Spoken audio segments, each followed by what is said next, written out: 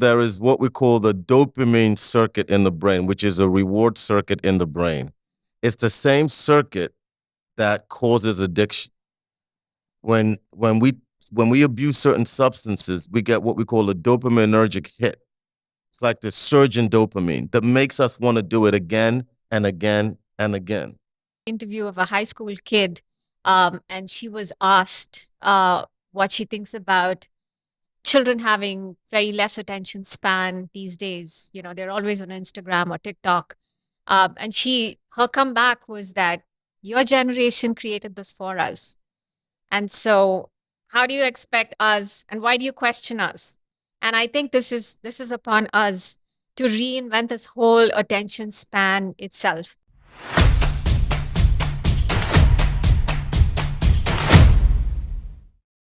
So welcome to Will Talks Podcast, everybody. Today we have three amazing people on the show, and we are going to learn so much and talk about so many things, especially about nutrition, about music, about learning, about education, about what society needs to know about what our children are eating and what probably they should be eating, and so much more, right? It's an open, freewheeling conversation today.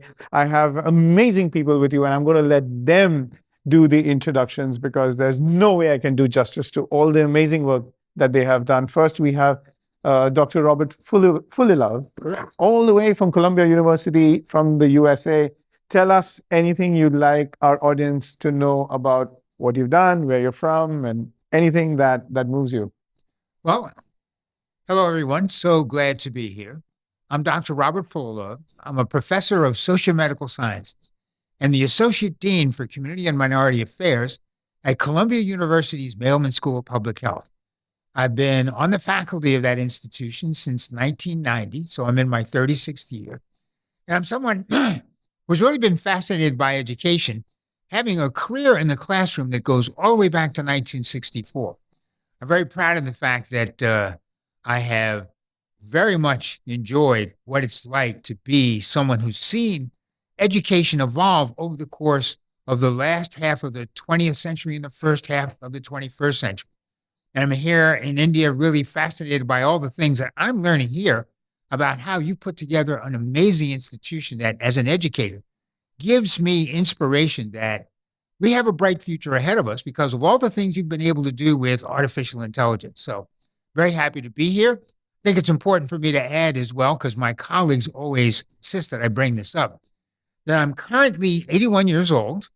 I have a career that not only included a lot of time in the classroom, I was very active in the civil rights movement in the United States in the 1960s, having spent 4 years as a field secretary for the Student Nonviolent Coordinating Committee.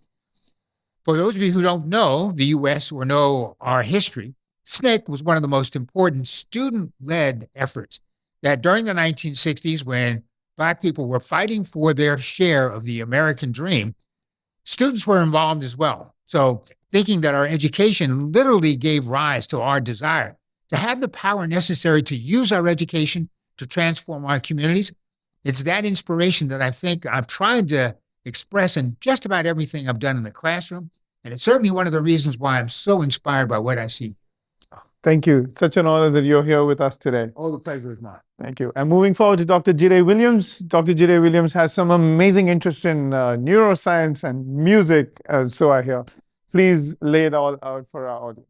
Yes, so I'm Dr. Jide Williams. I'm a professor of neurology at Columbia University. I'm also the Vice Dean of Community Health at the Vagelos College of Physicians and Surgeons of Columbia University, where I lead and run all programs that are related to community health across our major domains of research, education, and clinical work. I also have my own practice. I'm a stroke specialist, and I have a practice where I see patients in the outpatient setting. I see patients in the emergency room setting, and I see patients in the ICU setting and on our stroke unit in New York City. On the side, I founded an organization called Hip Hop Public Health with a hip hop icon by the name of Dougie Fresh. For those of you who don't know Dougie, I'll break it down by talking about the 5 pillars of hip hop. So Dougie likes to tell me that hip hop was built on 5 pillars. You're all going to be familiar with these pillars, but I'll explain why I'm using it to describe who Dougie is. So the first pillar is the DJ. I'm sure we all know who the DJ is. The second pillar is the MC, which is the master of ceremony, and that's the rapper, the one who raps on the microphone. The third pillar of hip hop is the graffiti artists.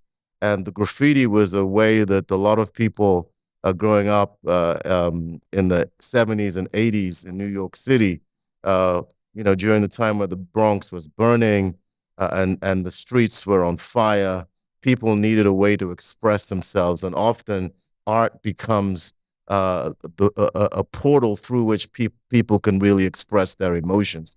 And graffiti is really one of those avenues that was used for self-expression, for catharsis, and it is the third pillar of hip hop.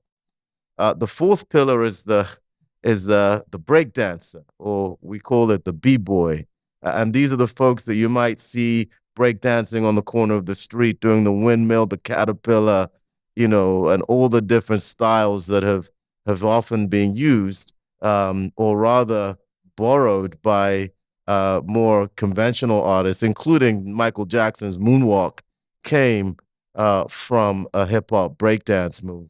And then the fifth and final pillar is the beatboxer. And there you go.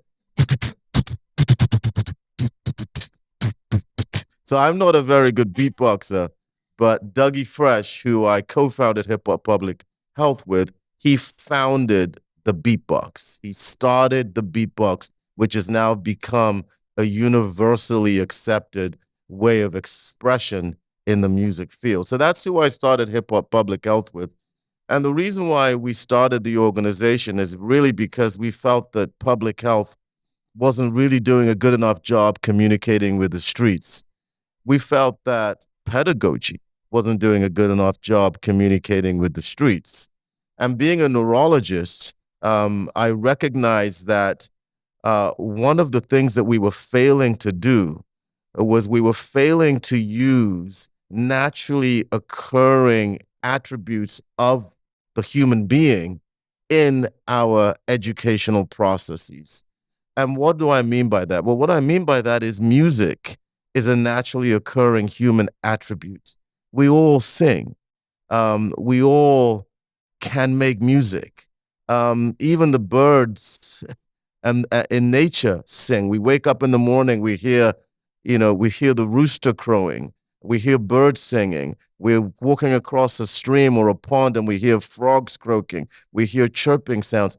Even the trees, when the wind blows, sing to us as we walk by. So music is everywhere. It's universal. And one of the reasons why I begin with music as I talk about hip hop public health is because as a neurologist, we know, and I'm sure you will realize once I explain this, is that music has more representation inside our brains than language itself.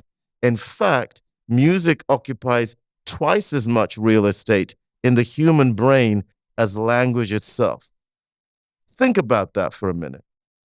Think about that for a minute. We speak to each other all the time, and yet there is a tool that has twice the brain power as language itself. Now, one example is if you can just think back in your life to when you were a little boy or a little girl and a song that you loved when you were a young person, you can probably remember the lyrics to the entire song. Whereas if you go back to that same point in time, how many written materials can you remember with that much clarity?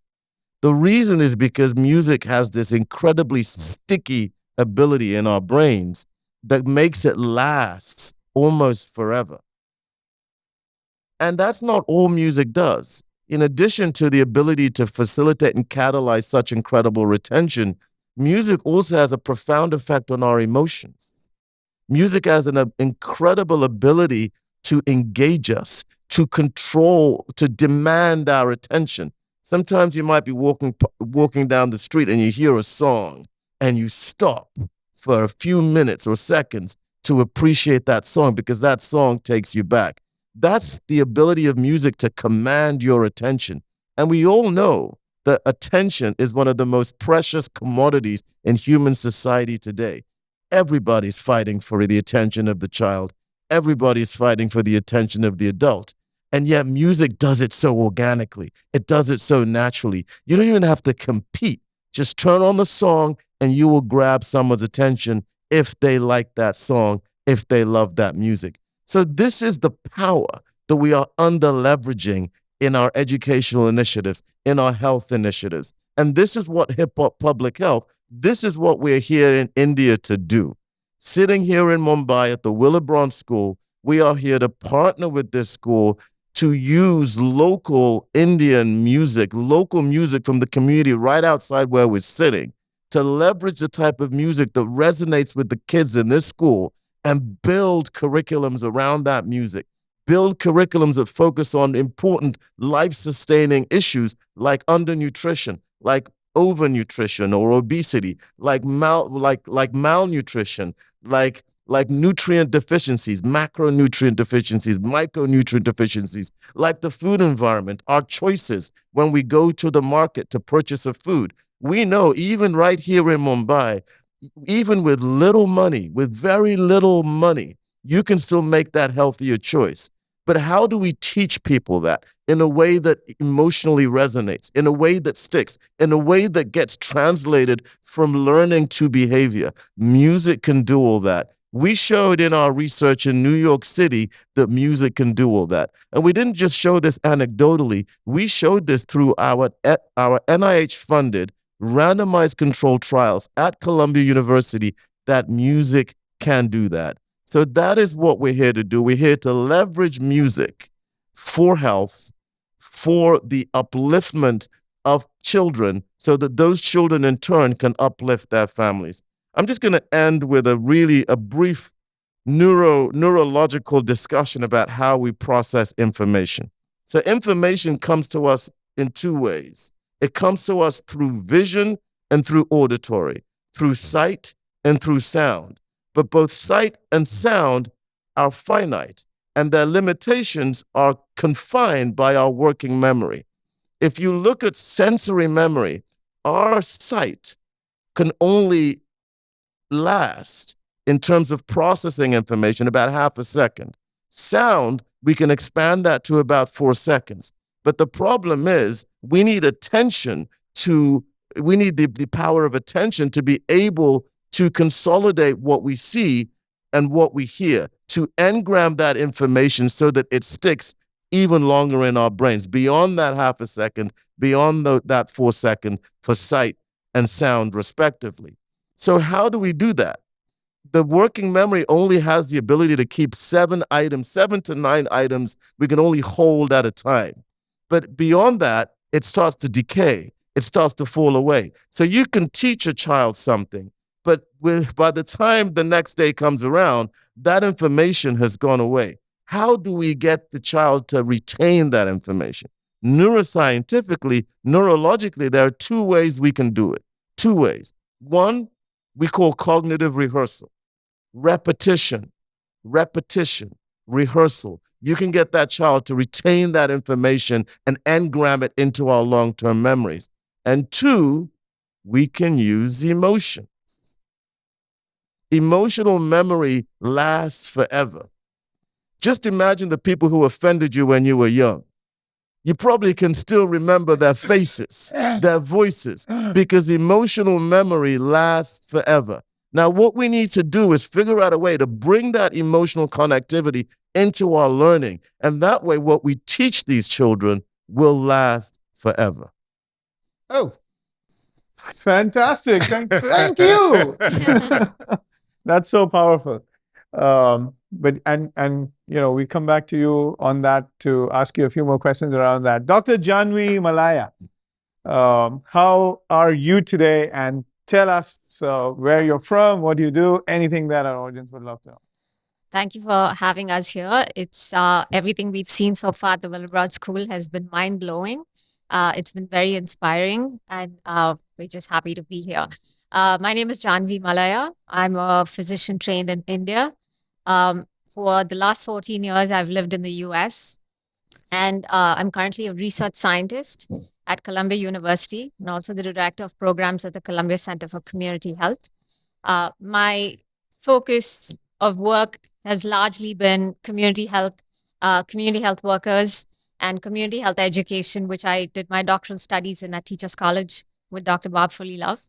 Um, and I'm actually here to facilitate everything that just heard Dr. Williams and Dr. Bob talk about: nutrition, music, children, the brain, and integrating all of this to an Indian context. 9 years ago, when I started my career at Columbia University, I was hired by Dr. Williams to lead a program called Hip Hop Stroke. Uh, Before I took on the job, I turned on YouTube to look at what is hip hop stroke. I was like, "You a program coordinator for a hip hop stroke? What is this?" And as a doctor and as a health educator, I was very curious. And the 2-minute clip that I watched on YouTube changed my career path and has led me back to India here. So interestingly, I see this neurologist on YouTube rapping, with his scrubs on in a school auditorium with kids talking about stroke, which is such a complex health subject for children to learn about, but using hip hop music. And I saw how fun um, that program looked. And I kept my fingers crossed that I would get this job. And I did.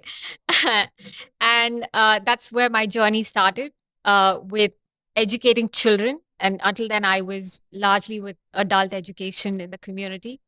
Um, and when I took this on, it was so fascinating to integrate research as well as community in the sense of involving children in schools, um, teaching them, breaking down such a complex subject as stroke using music. And I had to, be at schools at 8 a.m. in the morning, teaching kids about stroke through, this hip hop music. And I would stand in the back of the class and record on my phone so I could bring back videos to show Dr. Williams the power of what they were doing to bring about this change. And I said to him very early on, in the very first month probably, that we need to take this to India. Because growing up in India, being in schools here, I never learned anything so fun. I've always been in the school choir. I've learned music. I still learn music. And I love it. And I love how nice it makes me feel, how inspiring it is to learn about music. And I said, Dr. Williams, we do not have anything like this in India. We're all about curriculum. We want to get good grades. We want to go on to becoming doctors and engineers. Music is never integrated into schools or into learning. And here we are today, 9 years later. We're wanting to bring this incredible program to an Indian context, culturally adapt it, potentially with your school and your kids, and the incredible infrastructure that you already have a program that we develop, design with all the focus group learnings that we get from learning from your schools, your teachers, their parents, getting their input into the program, working with Indian artists, and bringing Indian cultural hip hop, if you will, and create a beautiful program that can work for first your school and then the Maharashtra setting and potentially all of India. That's my goal. And I'm here to facilitate that. Incredible. From everything that I heard, I have 3 or 4 sentences that just come to my mind. If, with your permission, I'm just going to lay it out. And then you all can respond to it, agree, disagree. So you do whatever you want with it. I'm just going to put it at the center of the table. First, every time people came up with new things, like a new school or a new way or a new method, most of the time, my mom would say, that's old wine in new bottle. So that's one sentence. The second thing I heard was a lot of the new age schooling and educational systems, they were trying to take away everything that was old and come up with something new, not knowing what those whatever they took away was protecting them from, if you know what I mean. Uh, the third thing that comes to my mind is this. If most of what we know about the brain we learned over the past 20 years after fMRI or something, or brain scans, if most of what we know about the brain we know now, are we now in a better position to teach our kids if we are more open to that learning and experience? And if not, like how did, let's say, Maria Montessori or any of the earlier theorists get it? What kind of inspiration they may have had? Was it just the power of observation? And the last thing I'd like to say is I did a blood test a few weeks ago, and the doctor said malnutrition. I'm like, no, wait, that's not what malnutrition looks like, because I'm 15 kgs overweight, based on my BMI. So how can I have malnutrition? So what does malnutrition look like? Does it look like a child with their ribs seen, or does it look like a child having a 2,000 calorie fast food plate in his hand? What does it really look like? Throw it out in the open. If anybody likes to respond in any particular way, happy to have. So I'll start with the more medical stuff.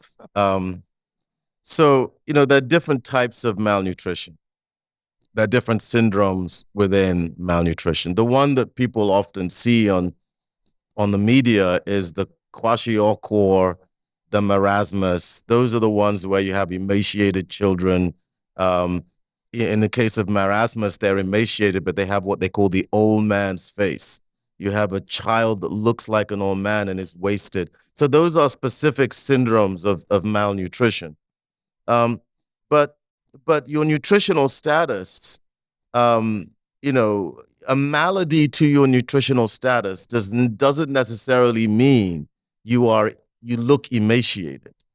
You can have nutritional deficiencies without looking emaciated.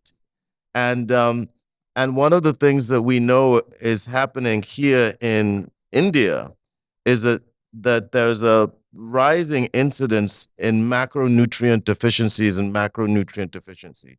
In other words, some children might have a vitamin A deficiency, for example, and have the consequences of a vitamin A deficiency, maybe visual problems. Some folks might have a vitamin D deficiency or a protein malnutrition. So depending on the specific deficiency, you can have different manifestations. And so having a nutrient deficiency is different to having an emaciated appearance or an obese appearance. You can be obese and have a nutrient deficiency. And in fact, hunger and obesity are two sides of the same coin. What we have in certain cases, I'll give you the American example, for example, is that you binge and you starve. You binge and you starve. So when there's money, you binge. But what you binge on is you binge on unhealthy food items, because in America, fast food is the cheapest food. You get the dollar menu, you go to all these fast food outlets, you eat very unhealthy food and you binge on it. High calorie, low nutrient density food items. And so during periods where you have means, you find that you're overeating, you're binging on very poor nutrient low foods. And so you become obese, but you're nutrient deficient. And you're also hungry, which is why obesity and hunger are two sides of the same coin. So the point is, and I think to answer your question, yes, you can have nutrient deficiency and you can be overweight or even obese. So in response to the idea that perhaps this is old wine in new bottles, I've been around educational progress since the 1970s.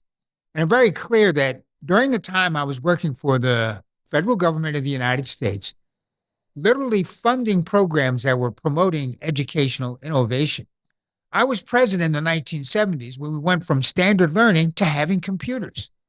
Having computers has completely changed the nature of the learning environment. Recall that As a young man, you probably took tests where your memory of facts was what we really wanted to know. Well, right now with Google, we're very clear. You don't need to memorize facts. The computer has all that stuff for you. What you are now being taught to do is how can I efficiently find it? Artificial intelligence, which you've used really cleverly right here, is also transforming the way in which we think about how we get human beings to learn more efficiently. Dr. Williams is really talking about what I see as something that is so revolutionary, a different approach to understanding how much we're not just focusing our attention on the power of the brain, we're focusing attention on how the brain's architecture itself has poorly been used to help us with the tasks of learning, rethinking how we can change those tasks by using some parts of the brain that we never paid attention to, really represents to me a very significant and very important revolution. And the idea that we might be able to show the world how this revolution works in a school like this is something that has all of us on our team really quite excited. We really believe we're on the threshold of something that is not simply an innovation. We're looking at a revolution in learning. And the idea that it might happen here, we find that to be hugely exciting. But I want to just add that your mother is right. Nothing is new under the sun, right? The reality of it is that people have been learning their ABCs through music for a long time. In English, A, B, C, D, E, F. People have been learning through music for a long time. Rhymes, nursery rhymes. People have been using nursery rhymes, but we haven't scaled it, we haven't operationalized it, and we haven't been intentional about it across all the phases of learning. It's something that we've generally focused on for our kindergarten, for the youngest kids. You won't see it among our older high school kids.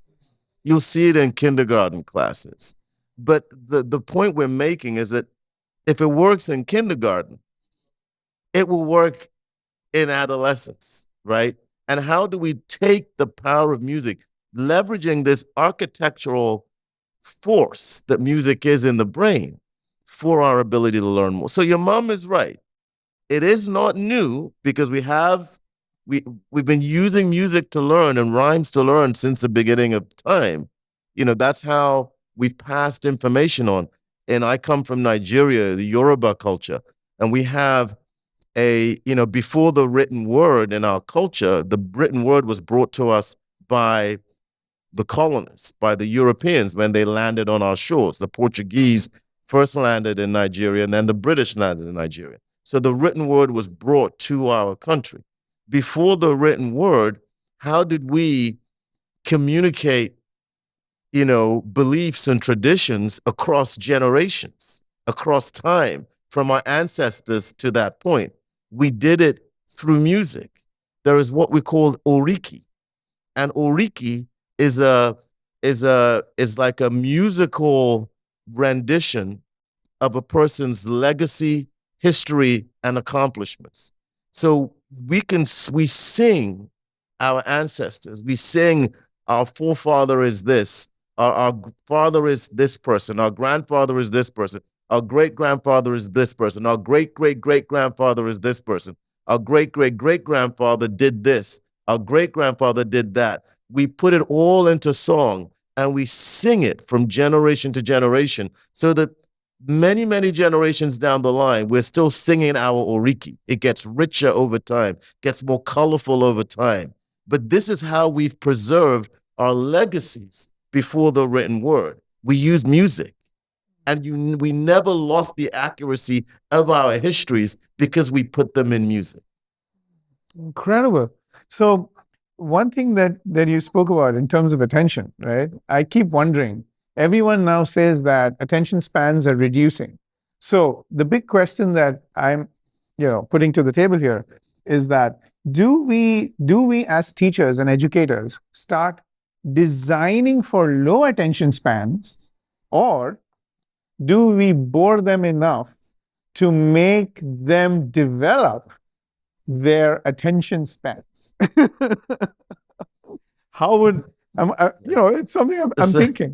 Yeah. Well, I'm just gonna say music. I think I think we have to approach attention as a subconstruct uh, of learning. I think gone are the days where we take attention for granted. You walk into a classroom and you have your set curriculum and you begin to teach. I think attention has to be factored in as a subconstruct of that educational lesson plan. How are we going to gain and maintain attention? Has to be part of the strategy because, we're trying to ban cell phones in the classroom in New York City right now.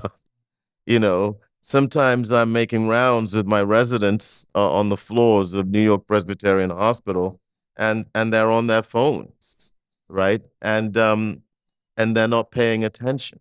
And so we have to incorporate an attentional domain into our pedagogical strategies.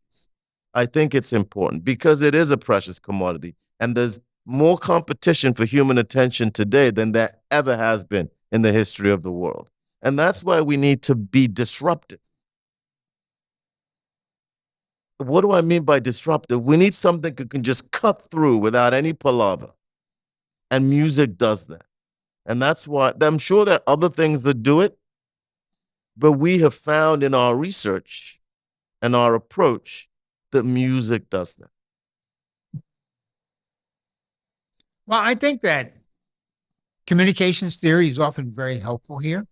The idea that do we need to worry about attention spans? I think that places too much emphasis on the learner and not enough importance is attached to the learning environment. I just believe that what happens with cell phones in the classroom is that the teacher is trying to develop a signal. You're paying attention to learning as a signal that's in some ways going to transform how you think and how you act. But we are surrounded more and more by noise, so that the communication of the signal is now competing with much more than has been the case in previous epochs in human history. The idea that there are so many things that could be occupying the mind, what the teacher is saying, what is present in the book is just one of those things. The idea that attention and focus are really the most important things for us to emphasize is a way of understanding that if we are struggling at this moment in our history with too much noise, anything that helps us focus the way music does really starts to reverse all the problems that I see in a world that is so much taken with noise that signals are being completely lost. We're about the signal. And if the signal is sung, all kinds of learning becomes possible. One more thing, nutrition, right? We're also talking about nutrition. And it's really important for people to understand the relationship between nutrition and attention. A lot of people don't realize that your nutrition affects your attention.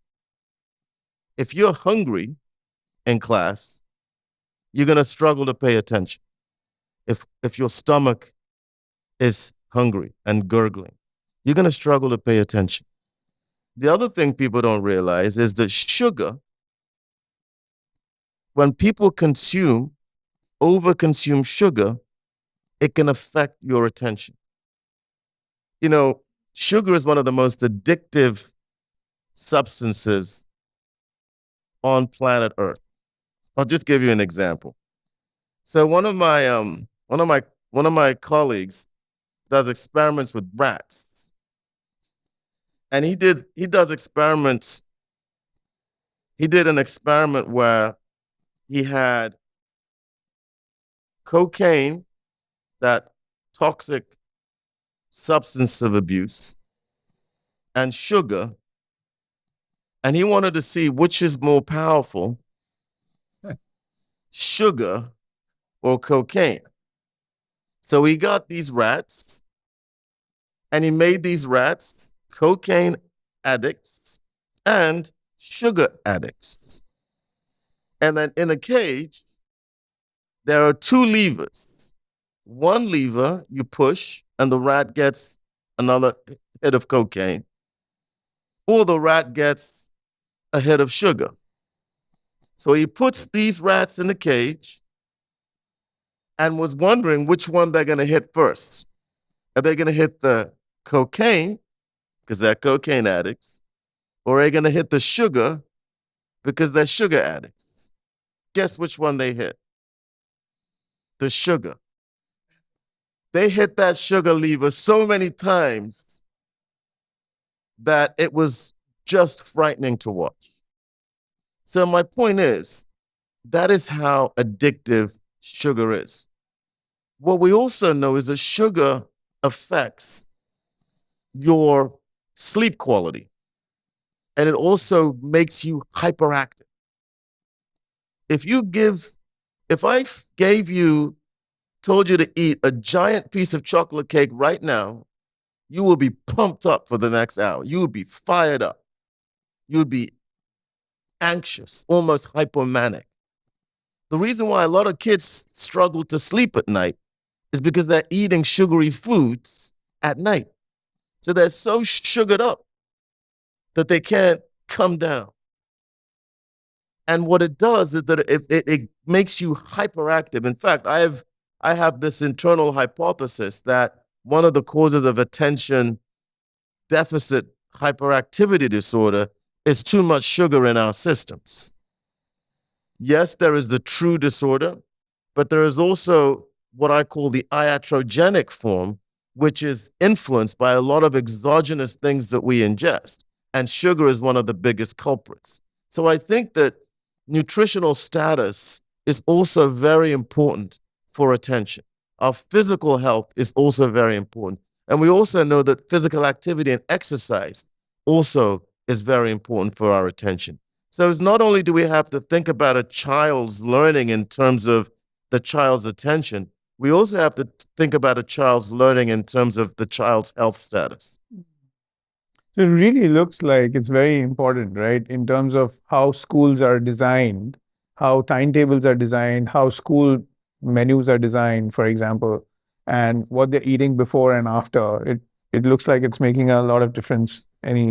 Yeah, I just want to go back to the whole attention thing. I have no scientific evidence to this, but I watched this interview of a high school kid, and she was asked what she thinks about children having very less attention span these days. They're always on Instagram or TikTok.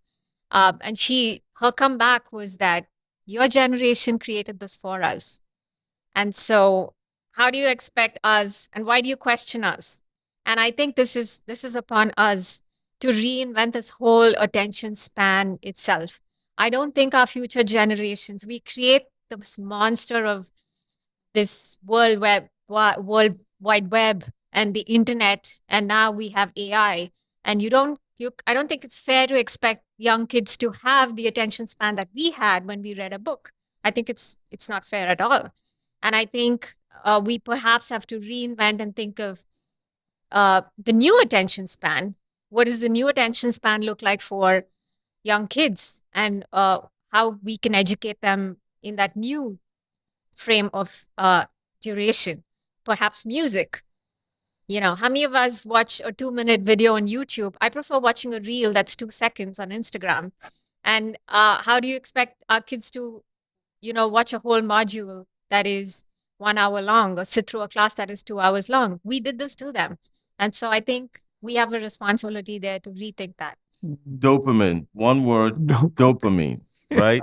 So there is what we call the dopamine circuit in the brain, which is a reward circuit in the brain. It's the same circuit that causes addiction. When we abuse certain substances, we get what we call a dopaminergic hit. It's like the surge in dopamine that makes us want to do it again and again and again. Do you know what social media is doing to our kids? Every time there's a like, there's a dopaminergic spike. Every time their phone buzzes, there's a dopaminergic spike. Every time they open their feed and they see something new on their feed, there's a dopaminergic spike. This didn't exist when we were growing up. We now have kids, as John V was mentioning, that are growing up on an overactive dopaminergic system.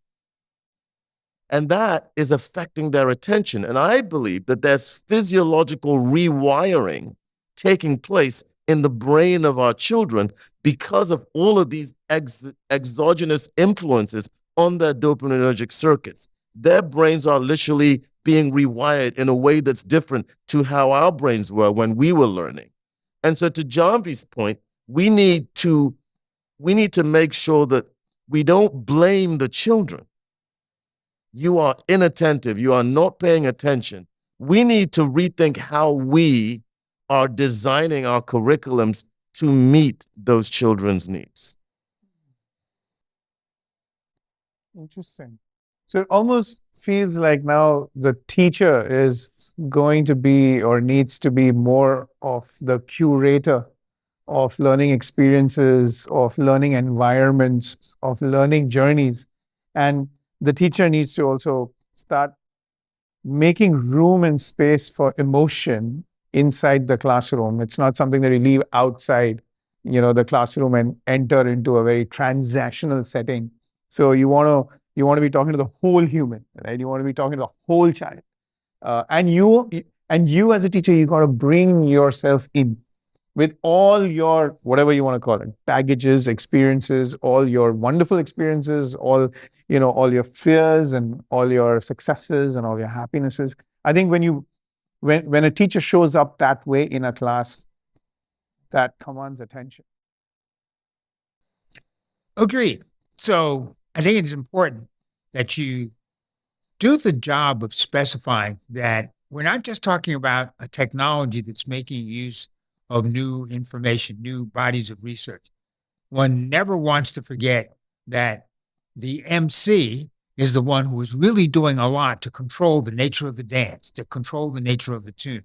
So if there's one person in the system that we're hoping to impact, it's the person who is guiding the child through the learning experience in a world that is rapidly changing, but that demands more of us so that we guide, not just follow, what it is we think the student is ultimately going to need.